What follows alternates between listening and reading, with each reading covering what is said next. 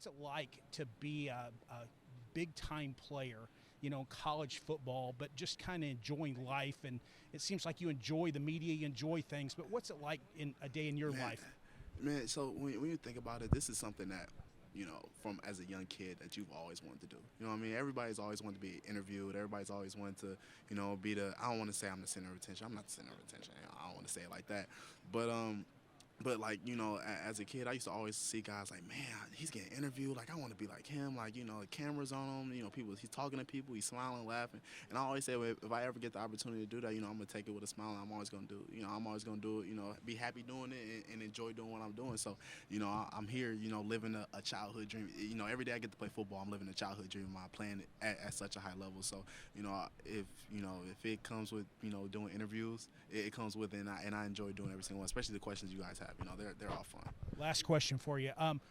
Big time football, obviously, but when football's over, Uh-huh. I mean, let's say you make it to the NFL. Yeah. What do you want to do in your life? I mean, is Besides media? playing in the NFL? Yeah, besides playing in Okay. the NFL.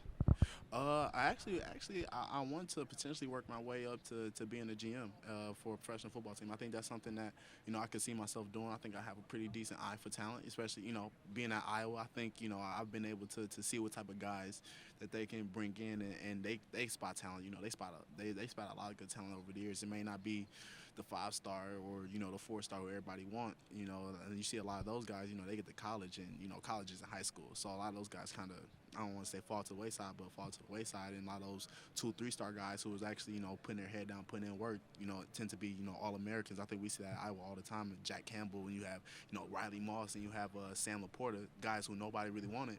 But now they're in conversation to be some of the top draft picks in the NFL draft. So I think just seeing examples in the way that we recruit guys, in the way that we get guys, I think that's something that I've been able to kind of take heed to and kind of get a hold to of the kind of guys that I would want, as a GM or like somebody in the scouting department, kind of who I should be looking at, who I should be recruiting. So I would definitely like to be a GM one day. That would be pretty sweet. No, you're so welcome. You're so welcome.